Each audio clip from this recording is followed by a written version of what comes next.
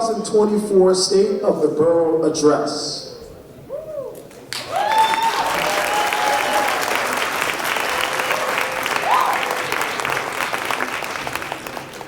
Thank you all for joining us this evening.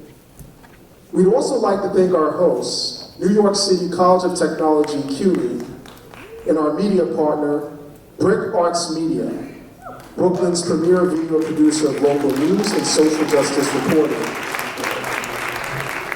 Yes, let's please give our partners another round of applause.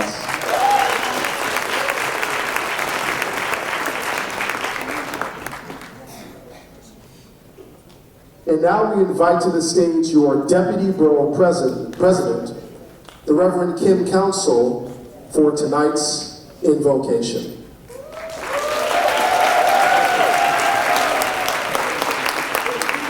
Good evening, Brooklyn. Thank you so much for being here today. Let us pray. Dear God, our help in ages past, our hope for years to come, our shelter from the stormy blast, and our eternal home. Lord, we thank you for the many ways in which you have blessed us. And we thank you for preserving our lives and allowing us to be in this space today. We have gathered from every neighborhood in Brooklyn and all across this city in this most splendid place that we call home, a place full of diversity and wonderful, of hope and dreams, where the challenges are great but the possibilities are endless. Tonight we are grateful. We're grateful for the mosaic of cultures that blend together to create a tapestry like no other place in the world. We're grateful for leaders named Schumer, Jeffries, James, Adams, Williams, Velasquez, and Reynoso, who bring their lived experiences to their styles of leadership, to the nation, to the state, to the city, the borough, and who proudly call Brooklyn home. We are grateful for every man, woman, boy, girl, and non-binary being who by birth or by choice have made Brooklyn their own. We are ever mindful that every day there are systems at work that seek to undermine this beautiful borough, that there are people who seek to divide and conquer, that our problems often seem insurmountable, and that there are times when we feel that the only way to be heard is to be the loudest person in the room and to rage against the machine, that there are times when we feel disconnected and helpless. And as we look out over this world that you have created, it's hard sometimes to reconcile man's inhumanity to man. In those times, let us remember that we are not alone, that you are with us just as it is darkest right before dawn, that there is hope even when we feel hopeless. I pray that you would strengthen and guide us in the days to come. Help us to build bridges and repair relationships. Help us to understand that our true strength is revealed when we show love and compassion for one another. Help us all to understand that justice and peace go hand in hand. Tonight, as we sit here focused on all the great work that has been done and the plans that lay ahead, let us continue in a spirit of gratitude for each and every individual who is under the sound of my voice. For those who are in elective office, who carry the burden of leadership, let them never forget the reason why they are in the positions that they hold. For every resident that is here tonight, I know you, God, to be a God that provides. So whatever it is that they stand in need of, I pray that you would grant their needs right now. I lift up a young man named Antonio, who for years have fought for the least of these and continue to lead and guide him as he spreads love the Brooklyn way. Thank you for leaders who are not focused on what is popular or politic, but what is right. I ask that you would give us all of the courage to act justly, love mercy, and walk humbly with you. It is in the mighty name of Almighty God that I pray. Let every heart say amen. Amen.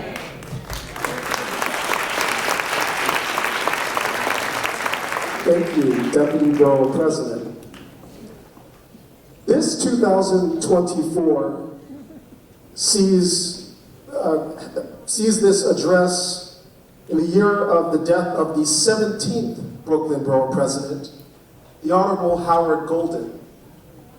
So before continuing with our program, we'll have a moment of silence in honor of the 17th President of the greatest borough, the Honorable Howard Golden.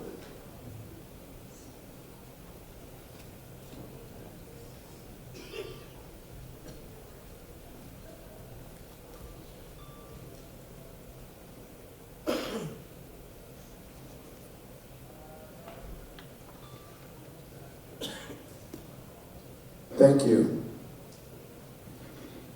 And now, Will everyone please stand for the singing, the playing of the national anthem of the United States of America.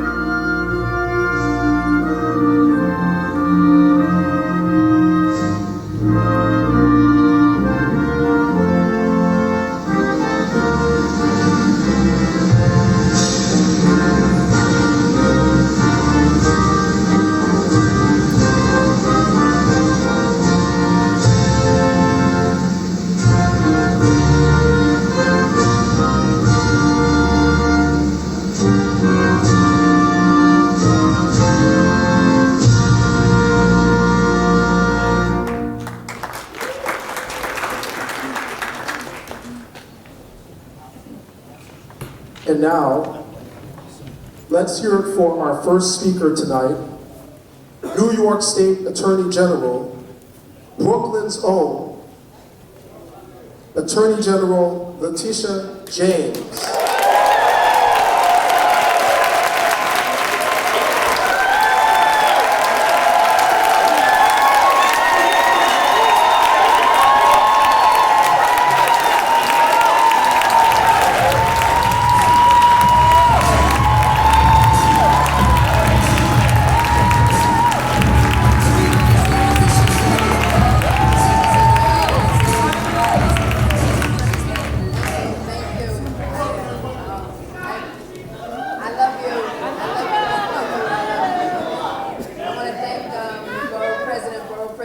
Reynoso and our Deputy Borough President, Kim Council, and I want to thank all of you for greeting me and for loving on me and for praying with me and for your texts and your comments. I truly appreciate Brooklyn.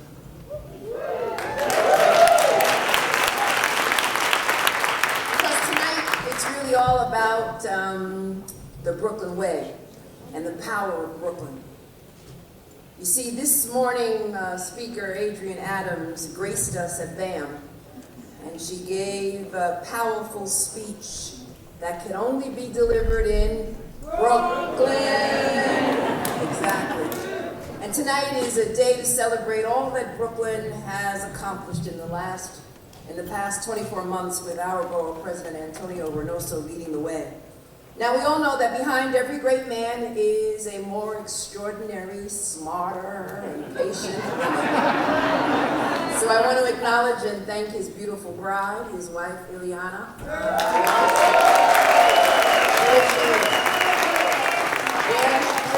There she is.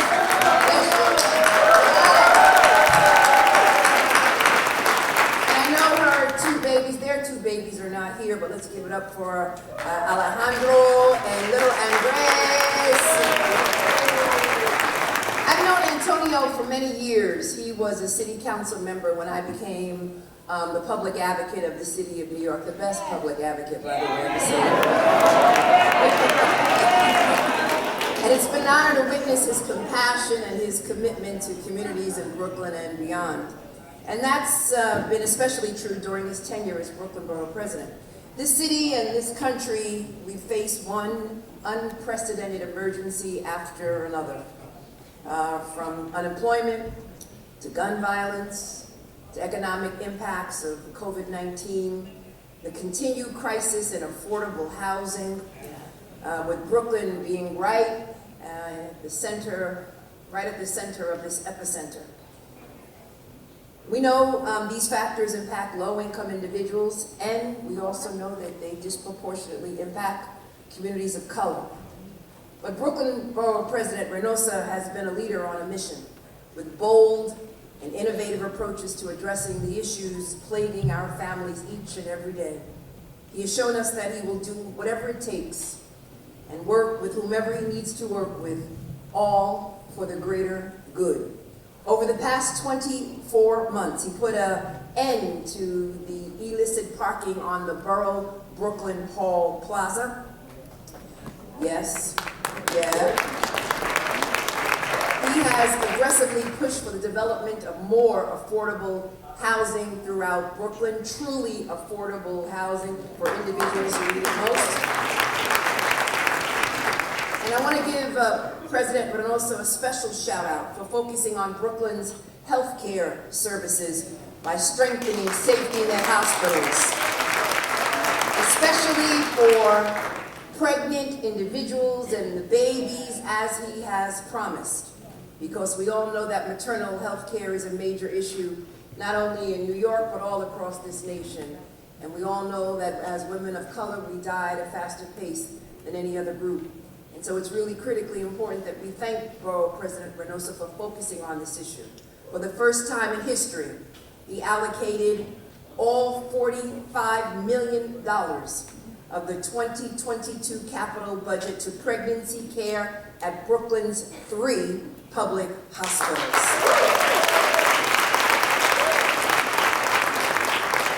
And in the words of Jamani Williams, that's dope. Or, in the words of Controller Brad Lander, that is so meaningful.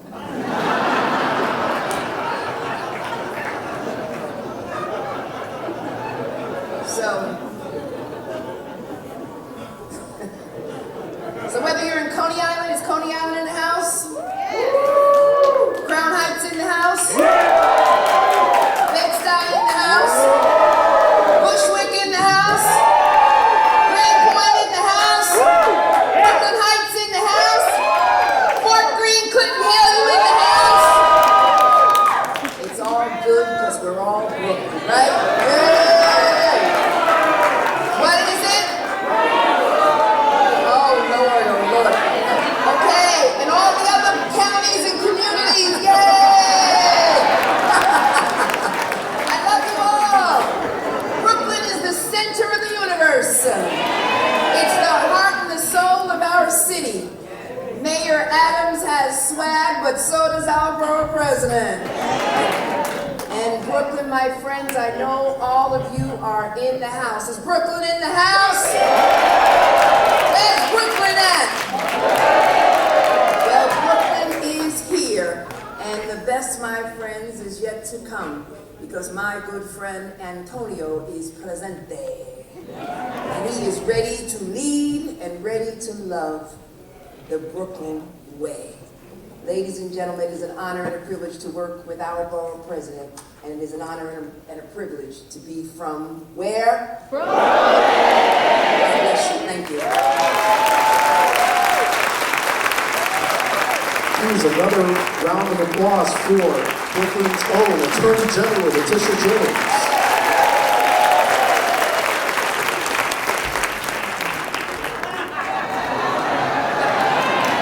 Next to the stage, a round of applause for our next speaker, New York City Comptroller Brad Lander.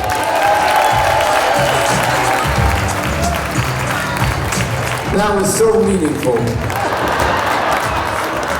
Let's hear it one more time for the badass Attorney General of New York State. How lucky are we to have somebody who doesn't have any fear in taking on the most important fights of our time, whether that's Donald Trump or the NRA or folks trying to feed theft in Brooklyn. One more time for New York State Attorney General Letitia James. We have her back, don't we? All right, it's great to be here with you. I'm New York City Controller Brad Lander. It's my job to watch the book, so you can believe me when I tell you from a fiscal point of view, ain't no doubt that Brooklyn is the best borough. You can audit it. And I just want to briefly tell you about the best day I had ever with our incredible borough president, Antonio Reynoso. It was on South 4th Street on the south side in Williamsburg, and he was, all right, let's hear it for the south side. I know I'm not going to do the whole roster of neighborhoods, but That day was the South Side Block Party and Film Festival, and then council member, soon to be borough president Antonio Reynoso, had organized this amazing day on South 4th Street on the South Side. And it was a film festival, and there were Latino artists who had made these incredible movies that people were watching. And you know there was great music, and old ladies were dancing merengue with Antonio, and old men were dancing with Ileana, and the whole block was out there. And there's been a lot of gentrification in Williamsburg and around the South Side, but on that block especially, because Los Sures has been fighting to make sure not just that people could stay in their neighborhood, but have ownership of their neighborhood, because that's affordable limited equity co-ops on South 4th Street, and there's community organizations, and the neighborhood continues to own there. And so people are not getting displaced. I mean, it's going on all around. But on that day, not just folks dancing merengue and the folks that have been in the neighborhoods a long time, some of the hipsters were coming over because they had heard there was a film festival, and some of our friends from the Orthodox community were there as well. And you could see a future in which, yes, there's a lot of vibrant economic activity, and there's creative people making films, but there's also old-timers that have been there forever, and there's working-class people that are working hard in their neighborhood and aren't getting pushed out because they've been made affordable cooperative homeowners, and they put down roots, and they have community organizations. And then what's beautiful about Brooklyn is not just its amazing diversity, but the fact that people could own it and control it together. And that folks aren't going to get pushed out and displaced, but that all the kind of people in this room, all the kind of people on that block make and own Brooklyn together. And there was no doubt who the mayor of that day was. He was then the council member and soon to be the borough president, a son of the South Side, Antonio Reynoso. And you could see in his leadership that that's not just the past of Brooklyn, that is the present and the future of Brooklyn. And that if we fight for a place where everyone is genuinely equal, has real opportunities for affordable housing and home ownership, have a real equality in healthcare, understand that culture is something that people bring with them and make together, and then everybody rises, that is what it means to spread love. It's the Brooklyn way. And that is why I am thrilled to call myself a resident of the borough, with the best borough president anywhere, with respect to all the other borough presidents who are in the room. Give it up for that son of the South Side and your and my Brooklyn Borough President, Antonio Reynoso. Thank you all very much. Another round of applause for our councilor, Brad Van.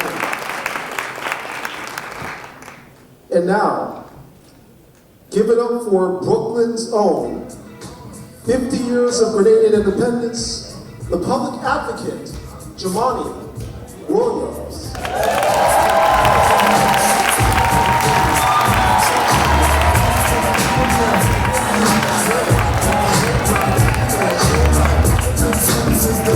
Is Brooklyn in the house?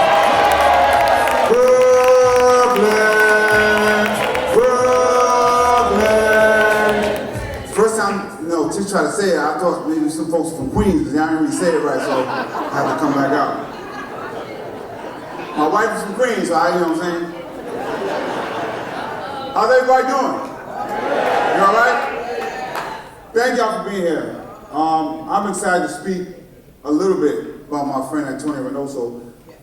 I rock with Antonio Reynoso because he really gets what we need to be doing. He is one of the folks that understand the seat that we are holding is not more important than the people we are representing. I mean, it's really, really important. If you look at where we were 20, 30 years ago, our leadership wasn't as diverse as it is now. But that diversity doesn't mean much if you don't do anything with it. And so sometimes we confuse black and brown people, persons doing better, with black and brown people doing better. And I like to walk with Antonio Reynoso because he knows that even while we were diversifying our leadership, black and brown people were either being displaced or had to leave because they couldn't afford to stay there. And so he really understands that all folks, black, white, brown, working class, immigrant, need leaders not to just diversify, but to actually do something with the position that they're in. Y'all still with me? Yeah. I rock with him because he understands that public safety cannot just be left to our law enforcement alone. That if they could solve the problem, they would have, and they have an important job to do. But to keep a community safe, you need housing, you need health care, you need access to good food, you need good mental health. And he understands that just militarizing our subway is not only harmful, it is unsustainable. Let's not just have people that we need right now. He understands that if you are going to pray for the hostages in Gaza, you have to pray for the people in Gaza. And if you are going to pray, which you should, for the hostages to come home, you also have to ask for a ceasefire of what's going on immediately. And that's the type of moral clarity that we can have. Because our Brooklyn is made up of so many people in pain, and we have to lift up all of that pain. You can't just lift up one side or the other, but everybody's in pain, in mosques, in synagogues, and churches, and we have to lift it all up. He understands that if black women are dying, giving birth at a rate that they are, we all have to be concerned about it. And that is the type of leader that we need in today's politics. And so I am excited that he asked me to come on and speak with the comptroller, with the Attorney General. I'm just excited to be here for the people of Brooklyn. And with that, I'm gonna just say, it's dope, Brooklyn now. Peace and blessings. Another round of applause for Brooklyn's own, the New York City Public Advocate Jamani Williams.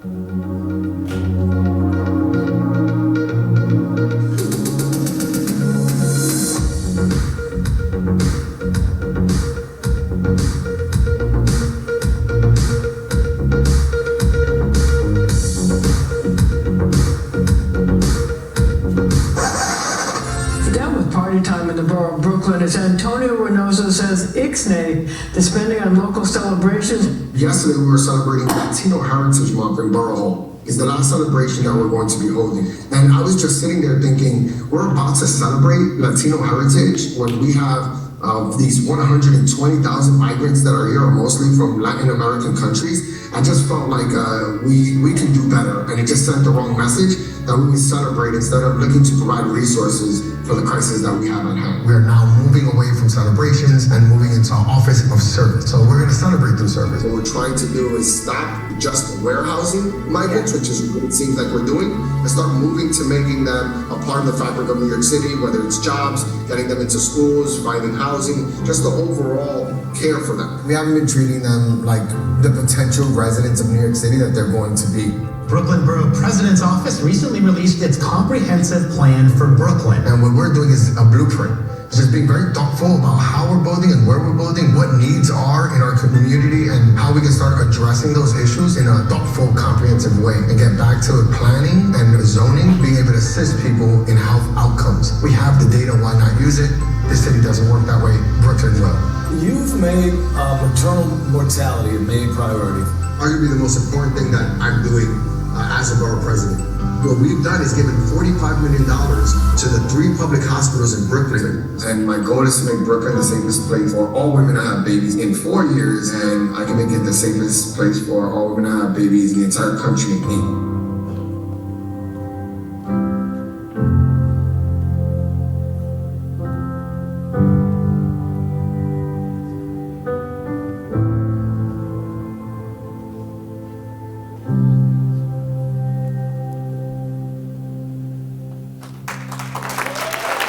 Everyone, please give a strong Brooklyn welcome to our own, the 20th president of the greatest borough in the city of New York, Mr.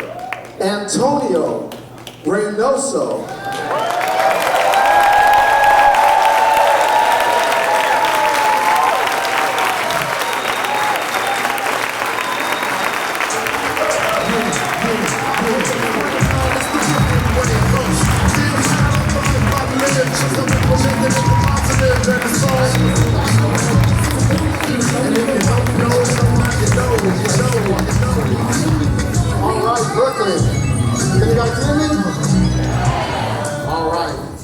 Thank you so much for being here. So hello Brooklyn and good evening. And I cannot believe it's already been a year since I was last up on stage delivering my first State of the Borough as president of the greatest borough in the city of New York, Brooklyn. But I want to say just we spread love in Brooklyn. So you're from Queens, you're from Manhattan. It's all love. Borough President Donovan Richards from Queens is here. Can we give him a round of applause? Borough President Mark Levine from Manhattan. I know Borough President Vanessa Gibson from the Bronx. We spread up here, so we're all good. But again, I just can't not believe how much has already happened since we first planned to meet here 1 month ago when we printed out the event programs that you have in your hands now. Before we get started, I want to extend my love and gratitude to my family, to my beautiful wife, Indiana. Thank you so much for being here. To my 2 incredible sons who are most certainly growing up too fast, my parents, and everyone else who keeps me going. I want to thank my colleagues and fellow elected officials, and I got a list here. So we're going to roll them out here. So we already saw the Attorney General, Tish James. Controller Brad Lander. Public Advocate Jamani Williams. Mi congresista Nidia Velasquez. We said hi to all the borough presidents. Councilmember Chino Say. Councilmember Rita Joseph. Councilmember Mercedes Narcisse. Councilmember Lincoln Ressler. Councilmember Crystal Hudson. Councilmember Justin Brennan. And from Manhattan, Councilmember Eric Botcher. Councilmember Alexa Aviles. Councilmember Susan Swan. We have District Leader Roberto Camacho. District Leader Jackie Painter. District Leader Julio Peña. The third. We're not talking about his grandpa. District Leader Shaquana Boykin. District Leader Felix Ceballos. And District Leader Aaron O'Young. All right. And if you are here an elected official and I didn't call you, you got here late. So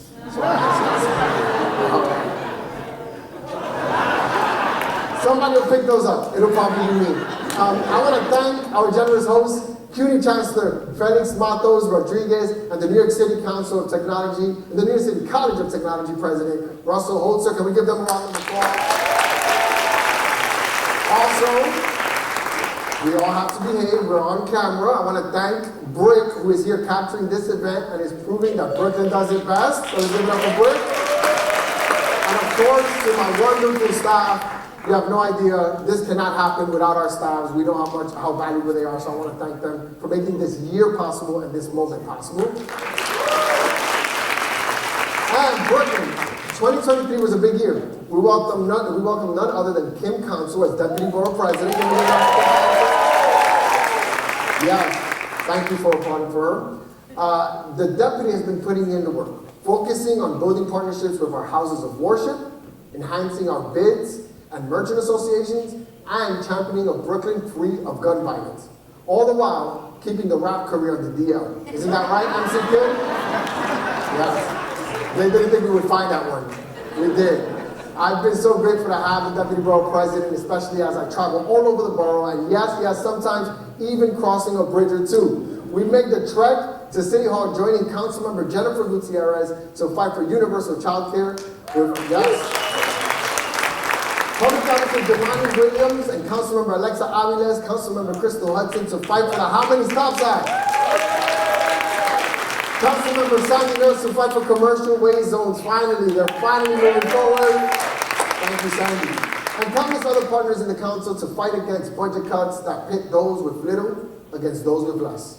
We traveled this borough to celebrate thousands of young Brooklynites' graduations, the music and fun of our Wingate concerts, the festivities of the West Indian Day Parade, and the lighting of menorahs, kanaras, big Christmas trees, and even all of Atlantic Avenue to celebrate Hanukkah, Kwanzaa, Christmas, Ramadan, and so many more holidays. But some of my favorite, most powerful memories happened at Brooklyn Borough Hall. Rallies filled our steps, like when we hosted the Public Advocate and Healthcare Unions 1199, NISNA, and CIR to to rally for transparency, accountability, and healthcare justice at the One Brooklyn Health System as well, or when we led a rally with Mayor Eric Adams and other city leaders to call on the state and the federal government and the private sector to do more to aid New York in addressing the migrant crisis.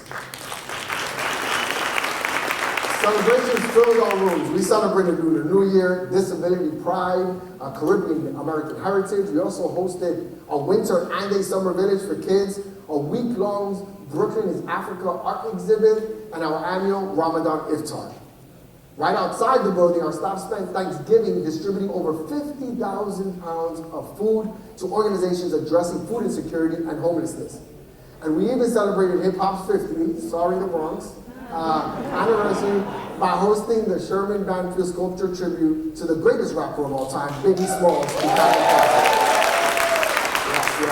It was a jam-packed year, and Brooklyn is leaving it with some important wins. The New York State Nurses Association won a historic contract, setting the precedent for wins to come. And I'm looking at you, CIR, you're next.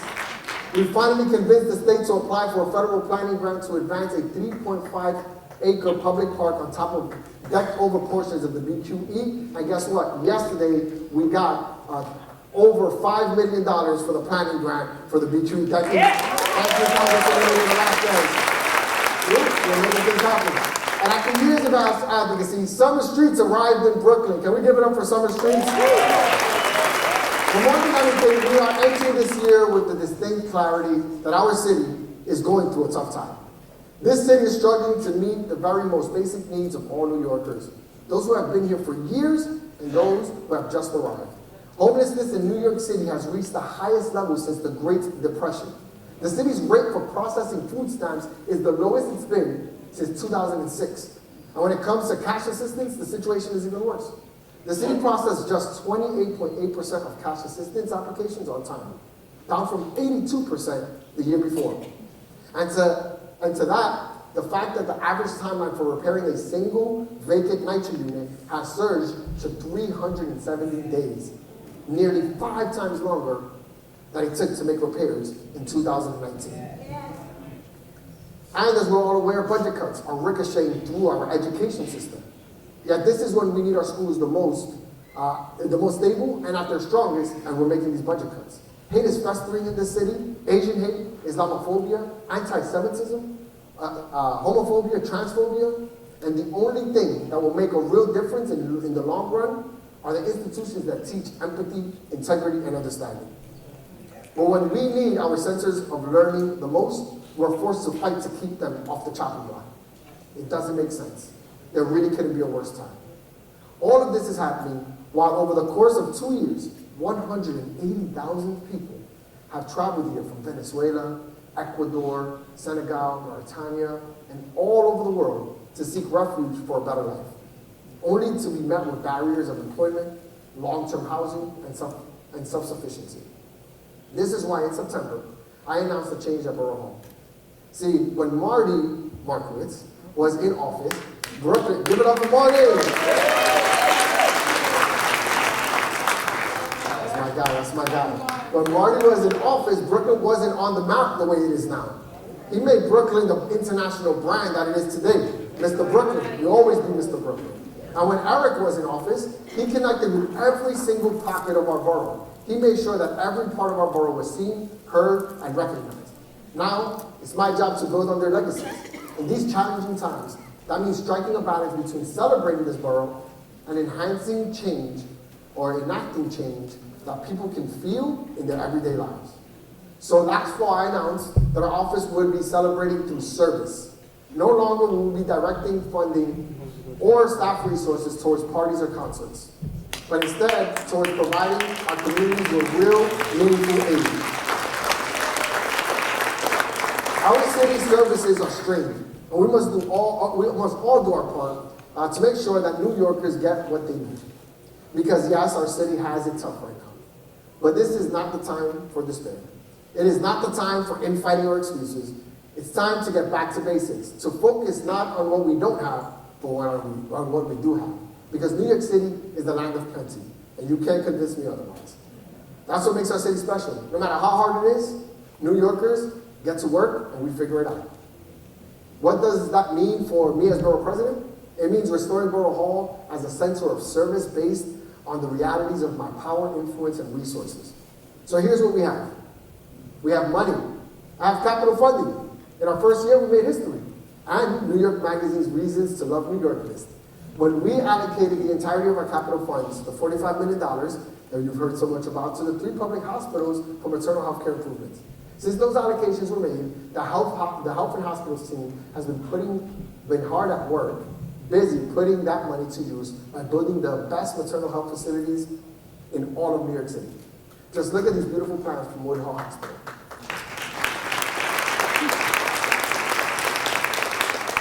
Brand new, built out labor and birthing rooms. Rooms designed with the help of midwives and birthing people, featuring birthing tubs to provide the most comfortable and joyful pregnancy experience possible. Enlarged operating rooms with double the bassinets, a remodeled nursing station, a simulation room so nurses, midwives, and OBs can get better and better each day. There's so much in store for you, Brooklyn. And I'm so excited that in 2023, we kept up the work we set out to do the year before. Because we didn't stop there. We allocated over $1 million to Brookdale Hospital for renovations to their neonatal intensive care unit. We boosted low-income solarization, allocating $2 million to HPD to subsidize the cost of including solar on newly constructed or rehabbed affordable housing. We gave Life of Hope the money they needed to acquire a permanent home for their not-for-profit.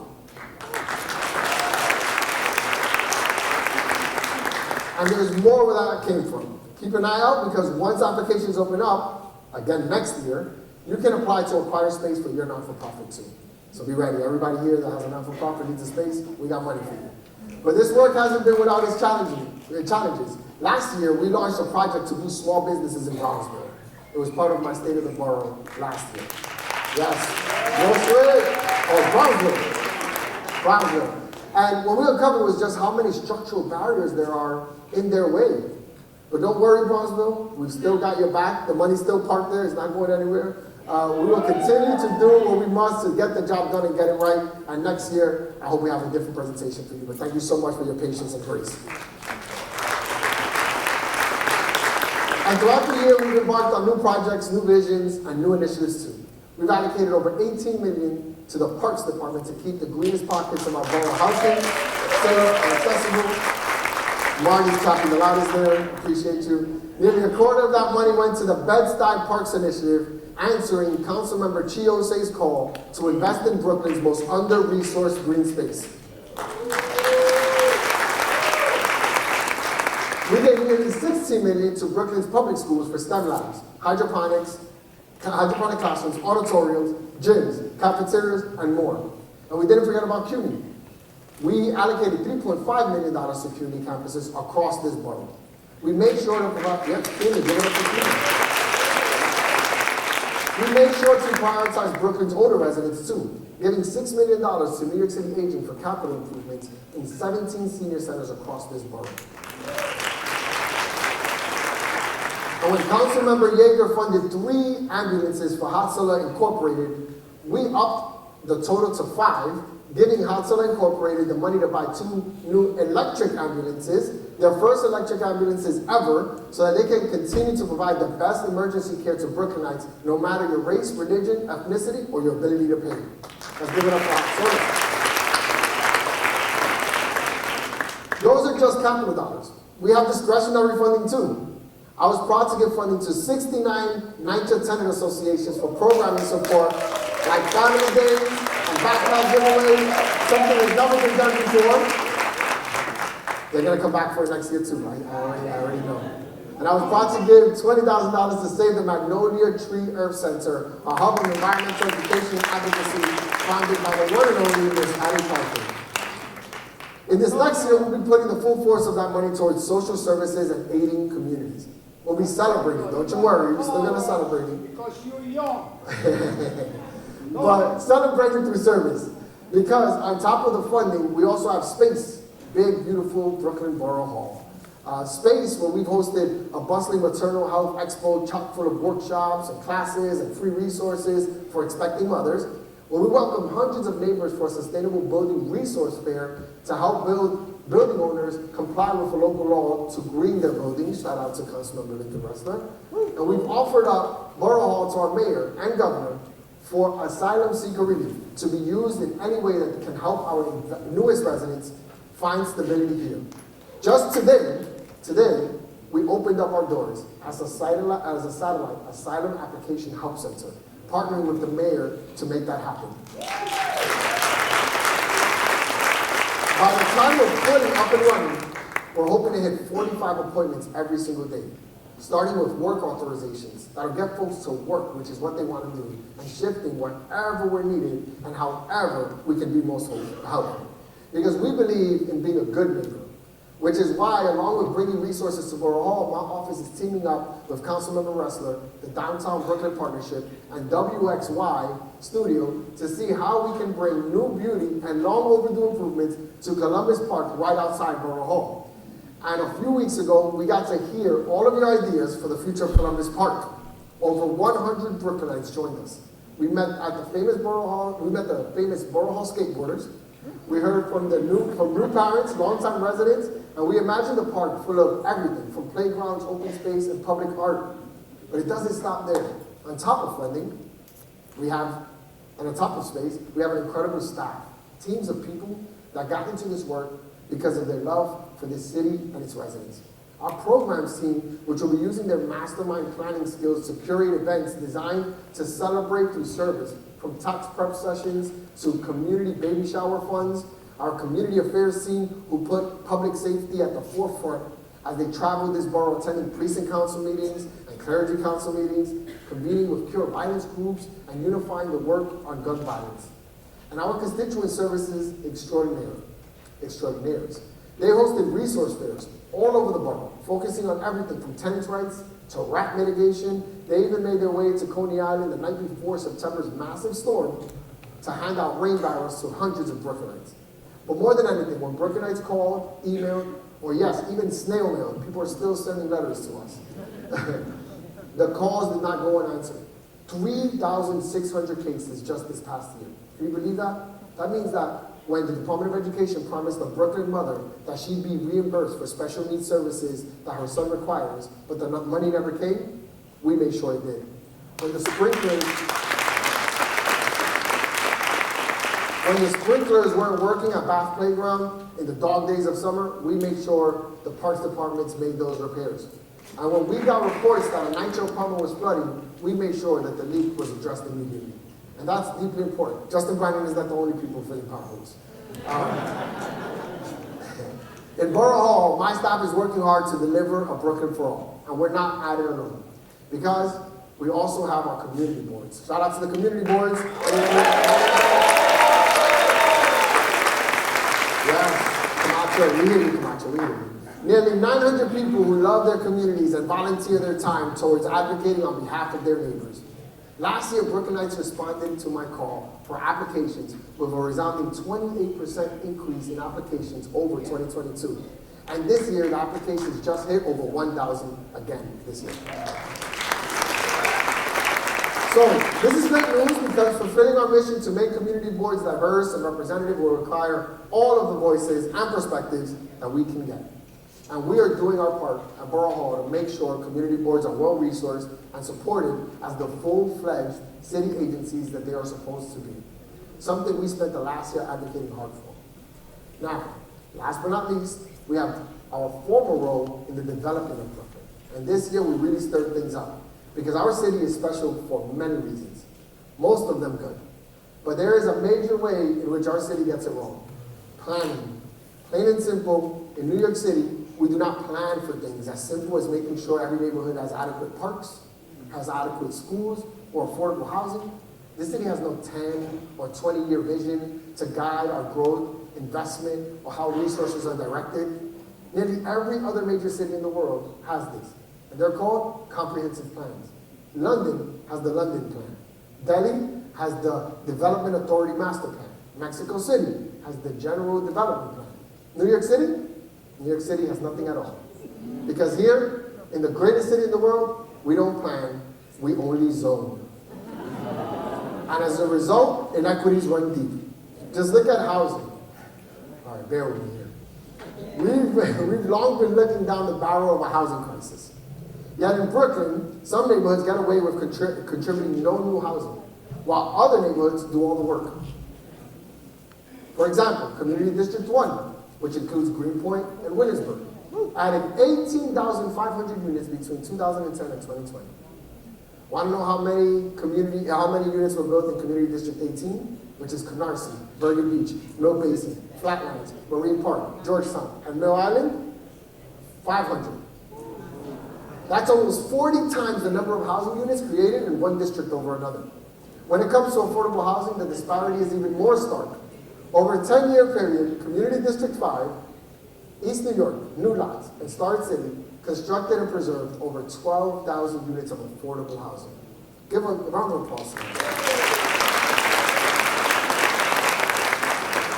I love all of Brooklyn.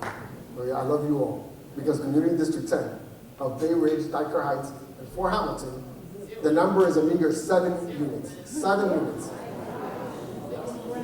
That's to scale. It is actually to scale. It's unimaginable. It's unconscionable. And it comes not at the fault of these communities, but it comes at the fault of our city. Because it's our city's job to talk about these things. It's our city's job to think about these things, to think about equity, to think about the common good, to think about all of the complex and overlapping ways neighborhoods lean on one another within this great, beautiful urban ecosystem that is New York City. But these disparities are everywhere, and they've gone relatively unchecked. It's why median household income varies as much as $125,000 between parts of Park Slope and Brownsville. It's why black women are about 8 times more likely to die of pregnancy-related complications than their white counterparts. It's why 90% of childhood lead poisoning cases involve children of color. It's why Brooklyn, north of Prospect Park, is bustling with subways, buses, and ferries, but much of Southeast Brooklyn is left with limited bus service and barely any subway or ferry services, if any at all. All of these hardships that Brooklynites are burdened with every single day could be addressed through planning.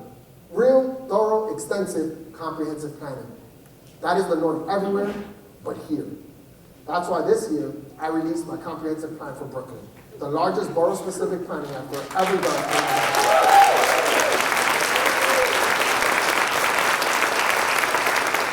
This guiding document illustrates a new planning paradigm applied to Brooklyn, asking, what does it look like to plan for the public good?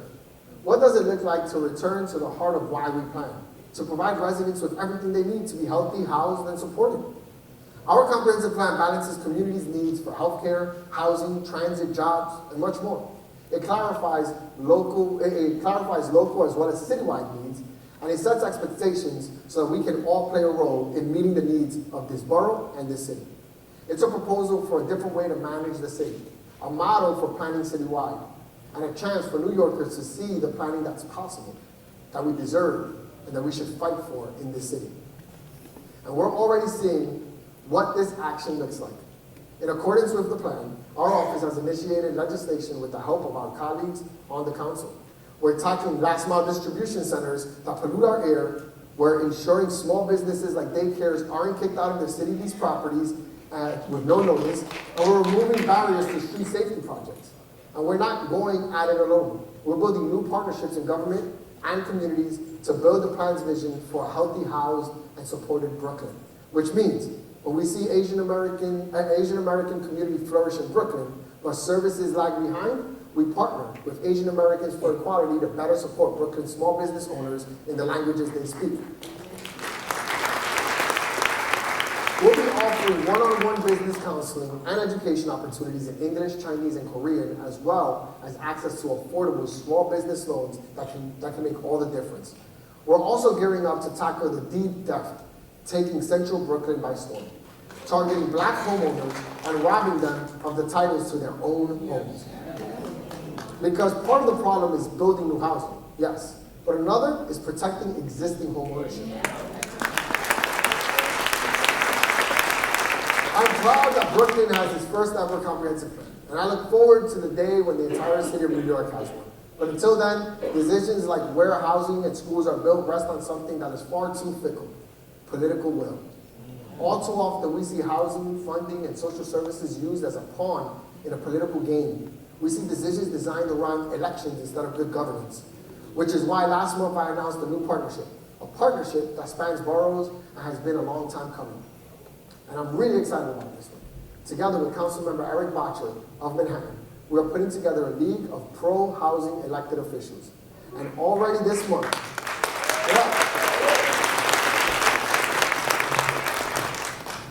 and I just want to give a shout out to borough presidents, both Levine and Richards, who are arguably the most pro-housing borough presidents in all of the history of the city.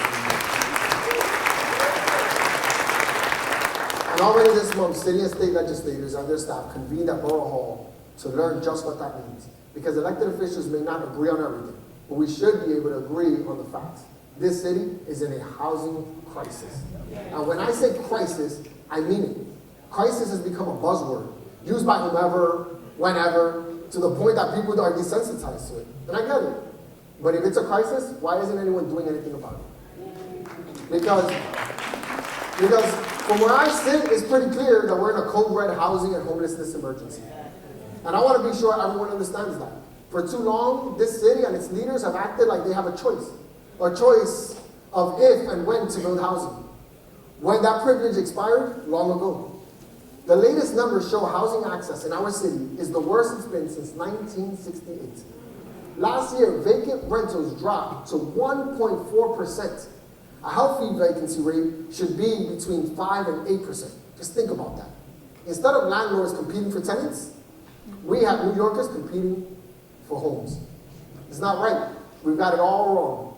And it's time that we recognize that we have a responsibility, an obligation to build and build a lot in this city. For too long, supply has been used as a political bargaining chip instead of a real intervention to the crisis facing New Yorkers. We've got to agree that, plain and simple, our city needs homes. And we, those of us in government, are the people with the power to deliver the policies, infrastructure, and pressure to build them. Not just in low-income and black and brown neighborhoods who typically do all the work, but everywhere. At the very least, we should definitely agree that it's unacceptable for New Yorkers to be upstaged by Minneapolis. I'm gonna get a tweet from the mayor of Minneapolis. Which, in case you didn't hear, happened just a few months ago when the Financial Times showed that not only was Minneapolis able to build more housing than any other large city in the region for years, but average rents in the city decreased by more than 20% since 2017. And that's not staying the same, it actually decreased. The rents went down. Cities around the country are embracing pro-tenant, pro-housing measures, whether it be building everywhere or allowing owners of single-family homes to add more density should they choose to do so. But we're not doing the same. In New York City, we're not looking so hot. Because in New York, we keep getting distracted and caught up in spats and games that sacrifice our people to politics. And I'm tired of it. All of us are tired of it. It's time to go back to the basics of good governance, of a healthy, vibrant city, the basics of Brooklyn.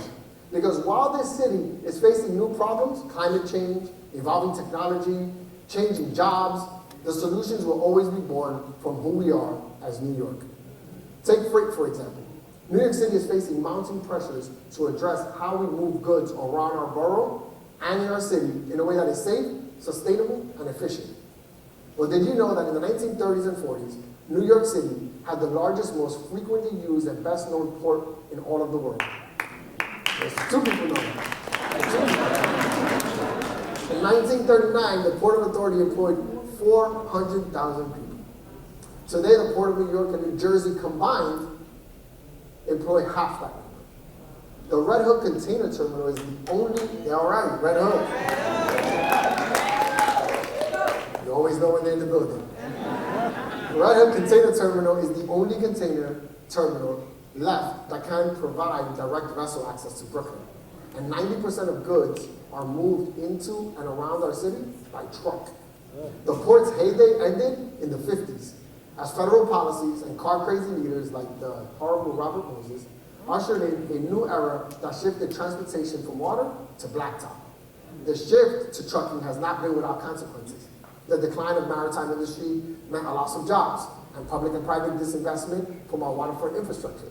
Meanwhile, New Yorkers living along truck routes continue to feel the lasting impacts of high asthma rates and dangerous streets caused by increased truck traffic. The recent rise of e-commerce, Amazon and company, has only exacerbated the problem, with concentrations of last-mile warehouse facilities leading communities like Red Hook to be inundated with trucks. And Sunset Park knows about this too. And Sunset Park. That's all, that collaboration is what I'm looking for. I appreciate it. At Borough Hall, we're coming up with a plan to address these issues. Our city and state are already exploring how to revive freight. We've got plans like delivering green, blue highways, the New York State Freight Plan, and Freight New York City, to name a few. My plan is to make Borough Hall a hub where we can bring all of these resources together, encourage interagency coordination, and envision the future of freight in our borough. I want to foster a new vision that puts communities first, supports a vibrant, working waterfront, gets trucks off our streets, and creates green jobs for Brooklynites.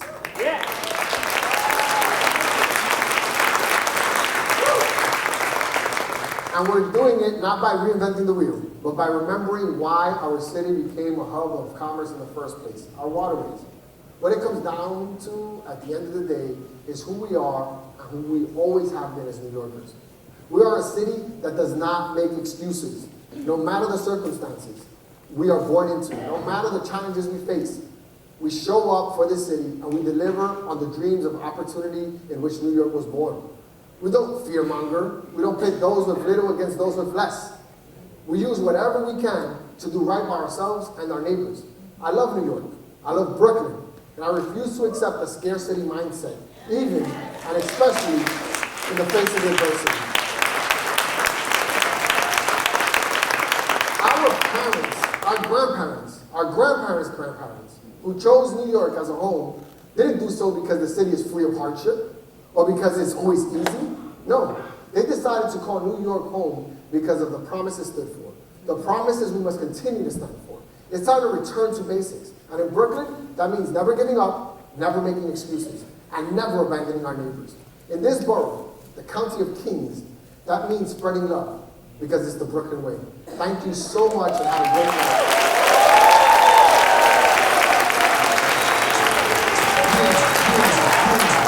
Once again, your 20th Brooklyn Borough President, Antonio Reynoso.